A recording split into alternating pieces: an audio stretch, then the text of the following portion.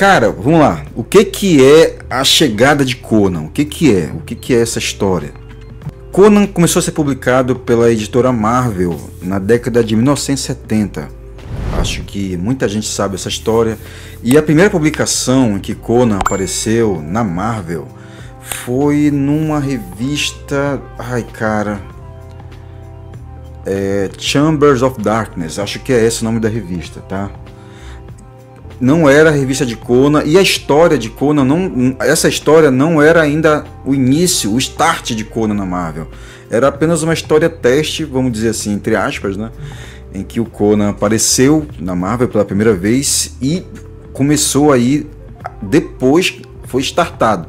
E essa história do start, essa história primeira do Conan, na editora Marvel, depois da Chambers of Darkness, que foi onde a revista saiu a primeira história, essa história chama-se A Vinda de Conan, ou A Chegada de Conan, ou O Advento de Conan. Então essa história, caras, ela é, vamos dizer assim, a número 1. Se aquela era a número 0, essa é a número 1 de Conan, quando começou a trajetória do Bárbaro. Essa história foi publicada no Brasil pela editora Marvel. Havia sido publicado na década de 70, anteriormente, mas a editora Abril que publicou em série a história de Conan com direitos autorais mais do que reconhecido, com ampla vantagem assim em relação a tudo que tinha sido feito antes. E a primeira história de Conan, publicada pela editora Abril, saiu, se eu não me engano, gente, na Herói da TV número 36, se eu não me engano. E foi uma história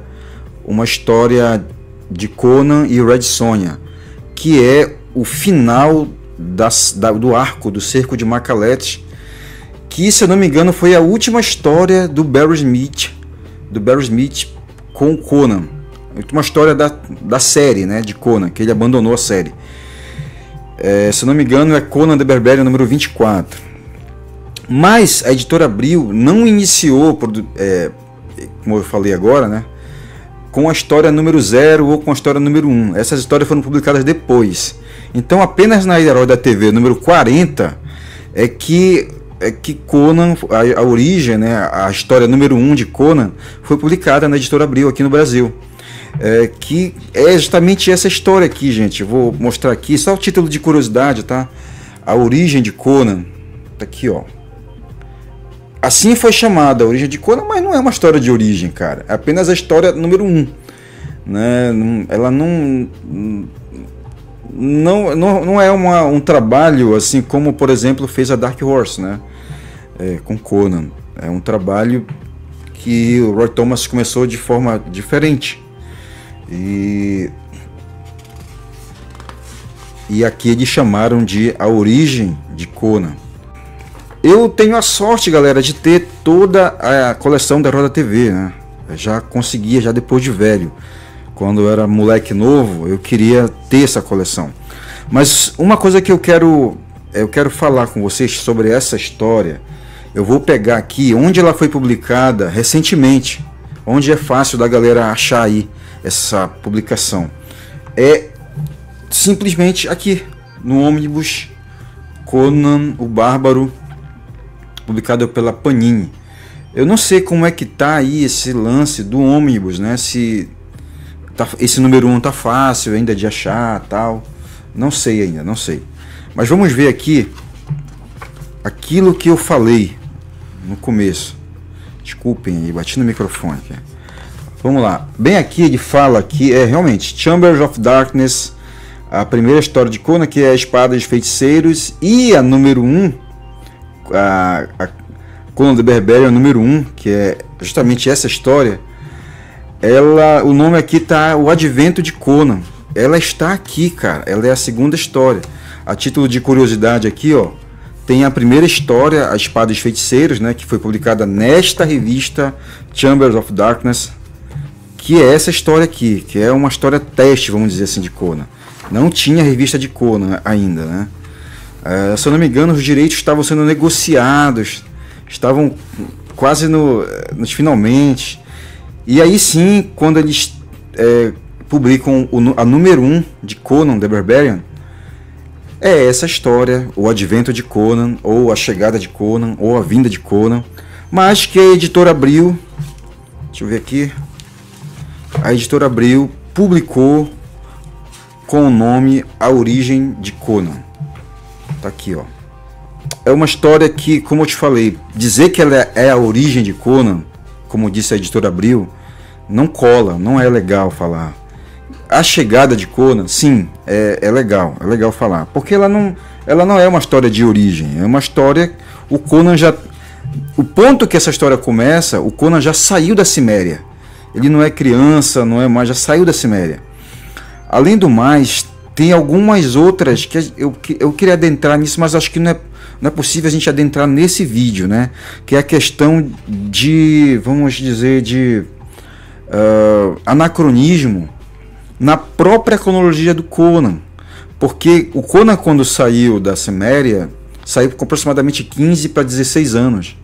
Depois de Venarium, ele sai da Ciméria e vai para Asgard, né? Vanaheim, participar dessa batalha e dessa guerra entre esses dois países, vamos dizer, entre aspas, né?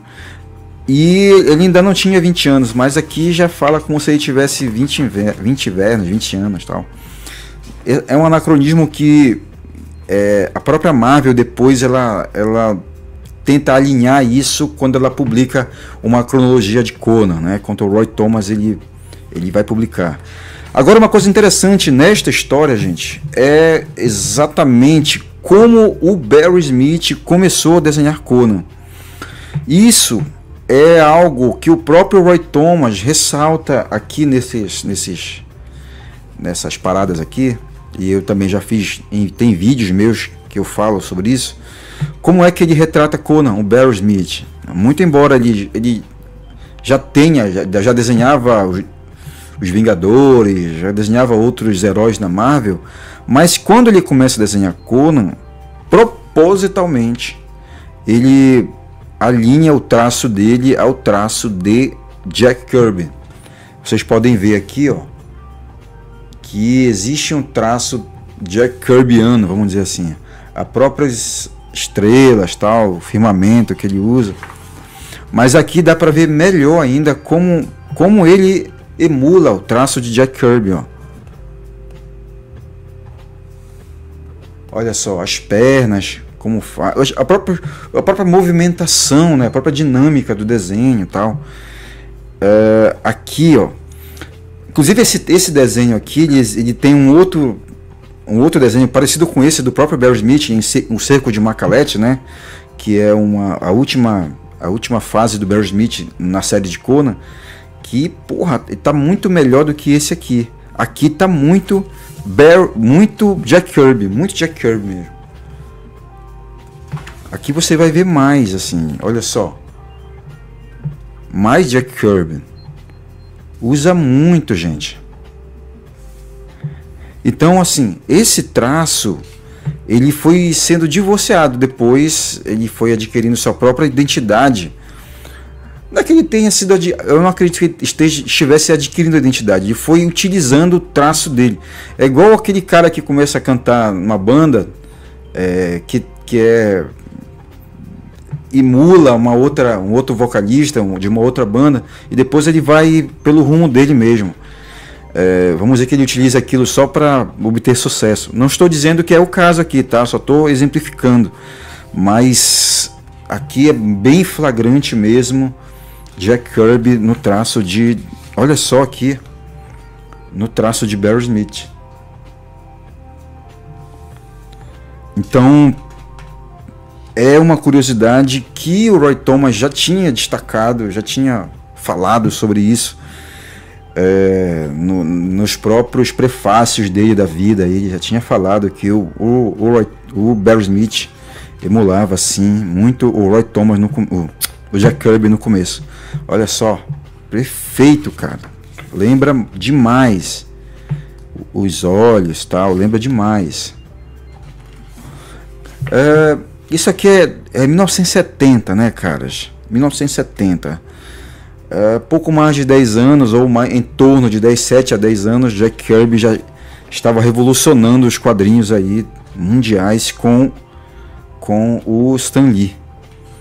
Quem sabe ele tenha pensado assim, pô, já que a gente está começando um trabalho, que tal eu fazer uma coisa assim, parecida?